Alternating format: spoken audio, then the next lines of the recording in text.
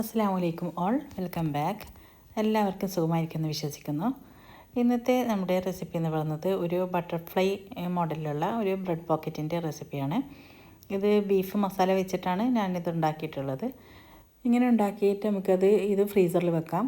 ഫ്രീസറിൽ വെച്ചാൽ തന്നെ നമുക്ക് ആവശ്യത്തിന് ചാട് സമയത്ത് എടുത്ത് കട്ട് ചെയ്ത് ഫ്രൈ ചെയ്തിട്ട് കഴിക്കാൻ പറ്റും. അതിൻ്റെ റെസിപ്പി വീഡിയോയിലേക്ക് പോകാം. അതിനായിട്ട് ഞാനിവിടെ എടുത്തത് 2 പാക്കറ്റ് ബ്രെഡാണ് എടുത്തത്. പിന്നെ ഇത് ബീഫിൻ്റെ മസാലയാണ്.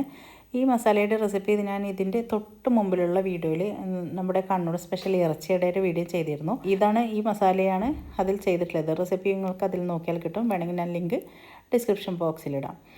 ഇനി ആദ്യം ചെയ്യേണ്ടത് ഈ 2 പാക്കറ്റ് ബ്രെഡ് നമ്മൾ ഇതുപോലെ ബ്രെഡ് സ്ലൈസ് ഇങ്ങനെ നിരത്തി നമ്മളെ കൗണ്ടർ ടോപ്പിൽ ഇങ്ങനെ നിരത്തി വെച്ചെടുക്കാം. ഇത് പണി എളുപ്പമാകാൻ വേണ്ടിയാണ് ഞാനിങ്ങനെ ചെയ്യുന്നത്.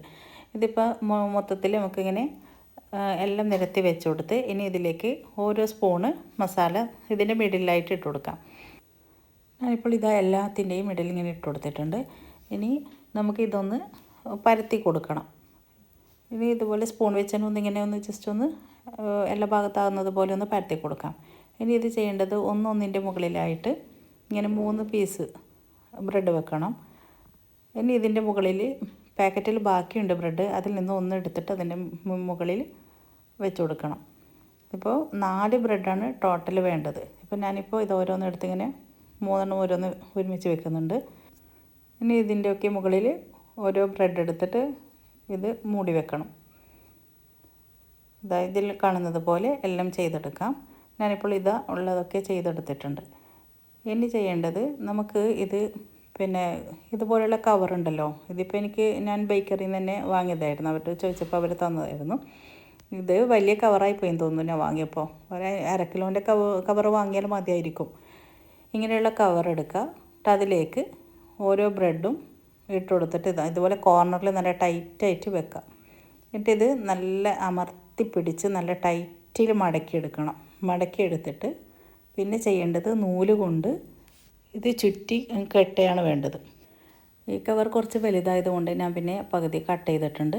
ഇനിയിപ്പോൾ ഇതുപോലെ ടൈറ്റായി പിടിച്ച് നല്ല ടൈറ്റിലാവണം കേട്ടോ. അല്ലെങ്കിൽ പിന്നെ ഇത് നമ്മൾ പിന്നീട് എടുക്കുമ്പോൾ ബ്രെഡ് വേറെ മസാല വേറെ ഒക്കെ ആയിട്ട് ഇളകി വരും.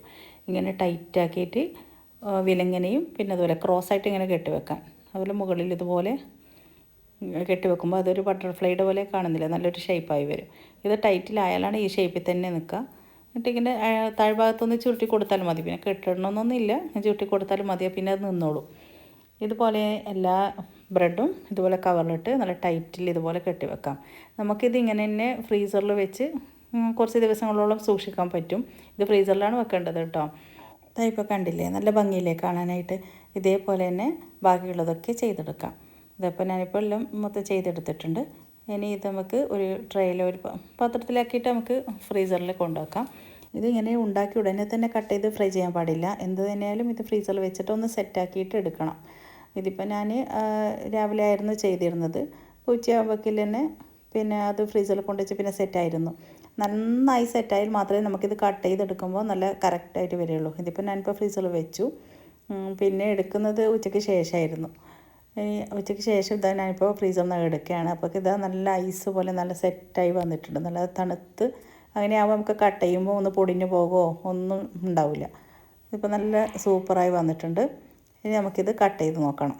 ഇനിയിപ്പോൾ ഇതിൻ്റെ നൂലൊക്കെ പൊട്ടിച്ച് കവറൊക്കെ അഴിച്ചെടുക്കുകയാണ്. എന്നിട്ട് ഇത് നമുക്കൊരു സിസർ വെച്ച് 4ആയിട്ട് ഇങ്ങനെ കട്ട് ചെയ്തെടുക്കാം. അതിൻ്റെ ഇത് കണ്ടില്ലേ, ഇനി ഇളകാതെ ഇങ്ങനെ നിൽക്കും. നല്ല തണുപ്പോടുകൂടി നിൽക്കുന്നതല്ലേ.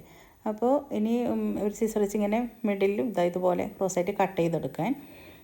എന്നിട്ട് നമുക്ക് ചെയ്യേണ്ടത് ഒരു മുട്ട പിന്നെ ഉപ്പും കുരുമുളകും ഇട്ടിട്ടൊന്ന് കലക്കി വെക്കണം. എന്നിട്ട് ഇതിലേക്ക് കുറച്ച് പാല് ചേർത്ത് ഇളക്കണം. ഓരോന്നായിട്ട് മുക്കിയിട്ട് ഫ്രൈ പാനിൽ പൊരിച്ചെടുക്കുകയാണ് വേണ്ടത്. ഞാനിപ്പോൾ ഒരു മുട്ട എടുത്ത് ഉപ്പും കുരുമുളകൊക്കെ ഇട്ട് അടിച്ചിട്ടുണ്ട്. ഇനി മുറിച്ച പീസ് ഓരോന്നായിട്ട് ഇട്ട് കൊടുത്ത് ഫ്രൈ പാനിൽ കൂടുതൽ എണ്ണ ഒഴിക്കേണ്ട, ചെറുതായിട്ട് ലേശം വെളിച്ചെണ്ണ ഒന്ന് മതി ഇതുപോലെ. എന്നിട്ട് തിരിച്ചും മറിച്ചിട്ടെടുത്ത് ഓരോ വശവും ഫ്രൈ ചെയ്തെടുക്കാം. ഇത് നമ്മൾ പുറത്ത് മാത്രം മുട്ട കോട്ട് ചെയ്തതുകൊണ്ട് തന്നെ പെട്ടെന്ന് ഇത് ഫ്രൈ ആയി വരും. ഒന്ന് തിരിച്ചും മറിച്ചിട്ട് ഇതുപോലെ ഗോൾഡൻ കളർ പോലെ ആകുമ്പോൾ എടുക്കാം. പിന്നെ നമ്മളിത് ഫ്രൈ ചെയ്യുന്ന സമയത്ത് തന്നെ ആ ചൂടിൽ തന്നെ ഈ ബ്രെഡ് നല്ല സോഫ്റ്റ് ആയിട്ടുണ്ടാവും. പിന്നെ അതുപോലെ നല്ല എരിവുള്ള മസാല ആയതുകൊണ്ട് നല്ല ടേസ്റ്റായിരുന്നു ഇത് കഴിക്കാൻ. എന്തായാലും ഇത് ഉണ്ടാക്കി നോക്കി നിങ്ങൾ ഇതിൻ്റെ ഫീഡ്ബാക്ക് അറിയിക്കുക. ഇൻഷാ അല്ലാഹ് പുതിയൊരു വീഡിയോയുമായി വീണ്ടും വരാം. അസ്സലാമു അലൈക്കും.